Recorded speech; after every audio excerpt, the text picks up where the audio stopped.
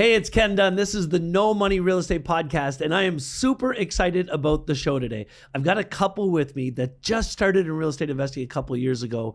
Now they're buying properties, renovating them in a week, and blowing them up, and we're going to get into it right after this. Hey, my name's Ken Dunn, and I'm a real estate investor. I want to welcome you to the No Money Real Estate Podcast. On this show, I'm going to interview elite-level real estate investors from all over North America, and I'm going to help you to see one thing that all successful real estate investors have in common. They built their portfolios without using a dime of their own money. I've got a portfolio of $300 million in real estate. That includes resorts, apartment buildings, commercial buildings, and I built the entire portfolio without using a dime of my own money. Real estate is a business that anybody can get into, but the strategies that those Titan real estate investors use to build massive portfolios have been kept secret for decades. Now, because of this show, I'm going to reveal them to you. So let's get started. All right, we're back again. Jesse, Sarah, so I'm freaking excited you guys are here with me today. Yeah, man. It's awesome. Having us. So let's go back and talk about this. I think that the topic of the show that I hope comes out of this is that real estate investing is not hard for anybody. It takes work, takes effort. You got to build a really great list. You have to know what you're doing. But let's kind of try and inspire people through this story. And let's start with, how'd you guys get started in investing? Cool. Well, we have our business, Top Performance. It's a fitness and martial arts business, and we were shut down during the pandemic, and that was tough. That was hard for us because we didn't know if we were going to have any income. So we thought, well, what's something we can do that we know is going to secure our future and is going to get us through this thing? And well, you tell the story. Well, laying in bed? Yeah, we were laying in bed one night, and the government announced for the third time that they were going to shut our gyms down, which we had built from the ground up, which is like a child to us at this point, right? And it's like we had everything into it. And the first time, okay, second time, and then the third time, I actually just got like a little bit angry inside, and I was like, I'm not doing this anymore. I'm tired of people like trying to control what my future is going to look like. And we were laying in bed, and I looked over, and I said, we got to figure out something else. And I said, I've always wanted to do real estate. My dad does real estate. Let's get into real estate. And we just jumped 2 feet into real estate. And then, 3 or 4 years later, we've got 6 or 7 properties, a few $1 million worth of net worth from it. So it's going good.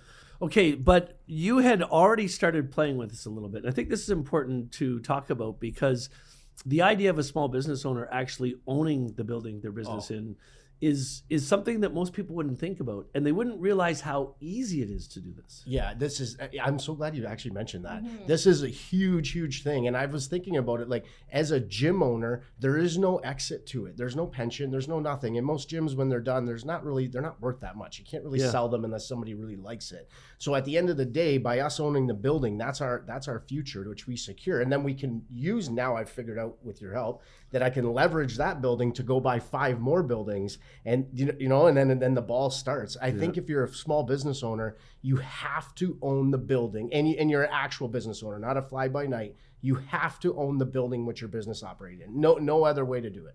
And there's lots of ways to get those buildings, right? Like to get whoever you're buying it from to do a vendor take back, or what did you guys do there? How did you buy the buildings your gyms are in? It's kind of interesting because once we had that conversation, it was almost like we manifested our first deal. And then we had a previous gym owner reach out to us. She was, middle-aged, had a little taste of retirement by being in the pandemic, and was ready just to, close up shop. And so she had this building, and because we had kind of already created a relationship with us, she had reached out to Jesse and said, look, this is where I'm at. Would you guys be interested in taking over this building? And that's when you kind of pulled the VTB deal. Yeah, and it was a win-win because she wanted to get out. She's a wicked person. Yeah. And she in a good way. She's a nice person. No, I mean wicked. Like, she's an amazing person. And we always had a good relationship. Yeah, I don't mean wicked as bad. But when we went to see her, and she wanted a certain amount of dollars for her business and her building, and I think she was expecting us to come in and, people lowball. And we didn't. We just walked in and said, this is perfect. We'll take it. And she was like, whoa, really? I said, yeah, we'll take it. But you got to work with us a little bit on the financing because it is a commercial property. We are self-employed. It's the middle of the pandemic. It's going to be a little bit hard for us to get money. And she did. She helped us. And then now she's happy. She made more money too because she ended up getting interest on her money, and she didn't have to get a whole lump sum of money at once, which some of it would have went to the CRA. Yep. So it was like a win-win-win. And we're still good friends with her. And it's great. Everybody won. And so do you have 2 buildings with gyms in them now? We did. So that one at the time we had a CrossFit business, and that was the building that we put our CrossFit business in. But throughout the pandemic, it was hard to come back with, for some reason, CrossFit didn't come back as big as what it was before the pandemic. And it wasn't really where our passion was. Our passion is really in martial arts, and I was focused on the 24-hour gym, which is now in our other building. So we decided to kind of off that business, and which ended up working out well because we got in contact with another business owner in town, and she took over. We leased it out to her, and now we actually make money by having that rented out. That's which crazy. is awesome. Yeah. All right, I need to switch gears because you told me this story and I was just blown away by it. And it's about a rooming house that you guys just bought. Yep. And it's basically a big house. Yep. But the part that freaked me out is when you say you bought and you used the strategies, the OPM strategy. So you bought it with other people's money. But then I called you up one day and I knew you were getting into renovations. I said, how are the renovations doing? And you said they're done. Yeah. You renovated like a 8,000 square foot house in 19 days. Yeah, 19 days. How did you pull that off? What happened? Planning and being partners in it, having good relationships. So contractors, making sure they were all paid well when they said their price. I never tried to if they said a 10,000, I said, well, can you do it for 9? It's like, if you say 10, I'll give you 11. And just making sure they were super happy. So they showed up, making sure the guys were super happy. And then Sarah and I worked together as a team. So just having like a proper plan. Sarah's past career was a planner. Mm-hmm. So she had it all laid right out. And then just having the right team in place and keeping them super happy and super pumped about the project, having a vision and letting them in on it was probably the key. So one of the things I just keyed in on before I didn't talk about before is that you guys both know each other's strengths. Mm-hmm. So you manage the project playing to your strengths and sent him off to play in his strengths. Yes. Is that like the big reason this happened? Yeah, well, Jesse, as far as the construction part, he had a little bit of a plan, but he's very action oriented. He likes to just go, go, go. And I don't know, I must have had to stop him like 5 times to say, okay, what's going on here? What is the plan? Let's actually lay this out, not just like fly by the seat of our pants. Let's figure out what we're doing. What's our budget? Who are we working with? What's the timeline? That sort of thing. So we sat down one day and we hashed it all out. And from there, everything was seamless. Yeah. So what were the renovations you did in 19 days? Like, list them out for me. What is everything you did to the house? Well, we re-plywooded the roof because the roof was rotten and sunken down, and we re-shingled the roof. We put all new windows in, a complete new exterior. We strapped the exterior, re-sheeted the exterior, put all new vinyl siding on it, redid the flooring, redid 2 bedrooms, built another bedroom. The one was kind of like falling down a bit, so we re-studded that, put new flooring in there, redid the roof on that, re-drywalled it, basically made an extra bedroom, painted the kitchen cabinets, fixed the existing washroom. We're going to put new cabinets in, but I think we'll do that a year or something down the road. That was 19 days. Yeah. And then the place was a complete disaster on the landscaping. There was just all overgrown. Oh, there's a dog, the dog fence. Breeding thing. I forgot all about that. Kennel, yeah. Yeah, we knocked all that down, and just basically cleaned up the entire outdoors with a ton of people though. Like one time, I think, how many do we count? Was it 20 people there working at one time? I would say we just had like massive amounts of people, laborers and different trades there, all working at once. Where'd you get the money to do all this? We borrowed it private. Yeah. So you raised 100% of the money to get the property and do all the renovations? With the exception of $5,000, just because we needed to put a deposit on and we were on our boat and I didn't want to have to call in a favor to get somebody to bring $5,000 and switch it for us. So we just sent e-transfers. But how long a period was there from the day you signed the deal till it closed? Less than a month, I believe. Yeah, it was quick. 3 weeks, I think. And then from the day you got the property till the renovations were done, how long was that? The day that we took possession? Yeah. 19 days. How much did you pay for the property? $375. How much were the renovations? $50.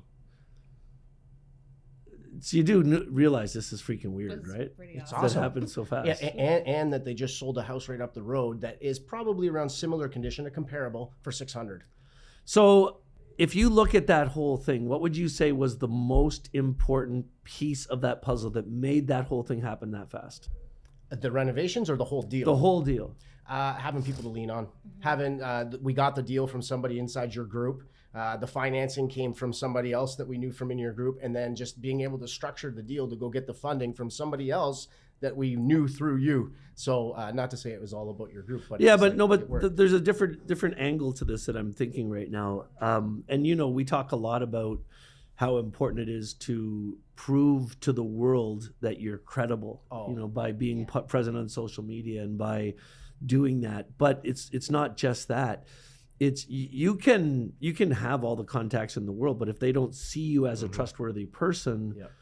it's not going to work. So there's got to be elements of that too, and how you guys live your lives and how you present yourselves to other people. Yeah. You want to speak to that, Yeah, Sarah? well, we're used to being on social media anyways with our business. So for us to put ourselves out there, that part is easy. It was just actually committing to doing it on a regular basis, and not with our business, but with our real estate business.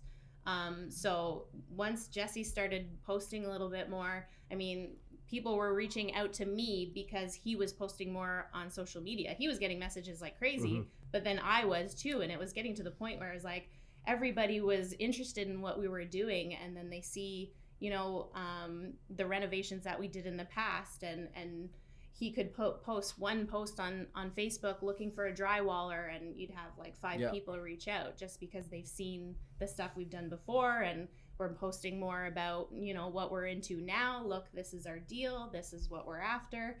And when people see that, then that builds credibility, because people see, oh, you know, they're doing something, they're taking action, and they're making it work, and it's happening, and it's real life. And can I say one other thing to that for sure. topic?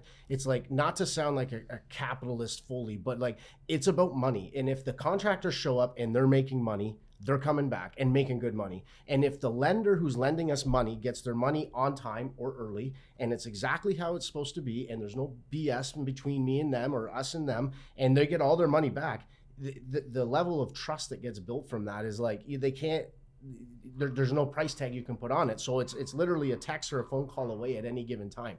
That, I think, was like a huge thing for speed for us. And then not only that, it's like other people see that we're doing it, and that we're not, you know, going bankrupt or anything because of it. It's actually, we're continuing on with our lives. We're still running our business.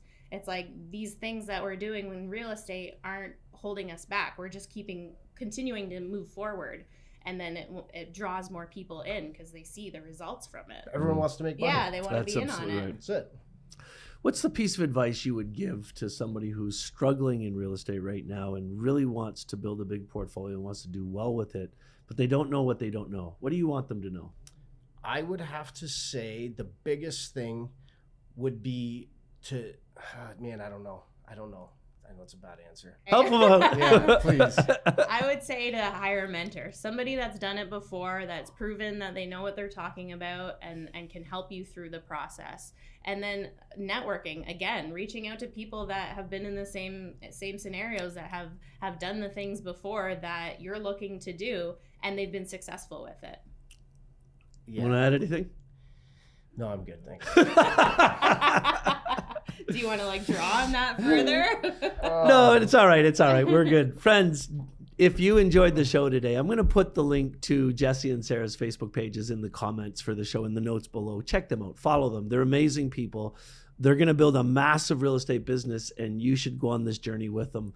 Hey, that's it for the show today. If you like what you heard, if you're listening to the show on any podcast channel, make sure to give us a 5-star review and tell us what you liked about the show.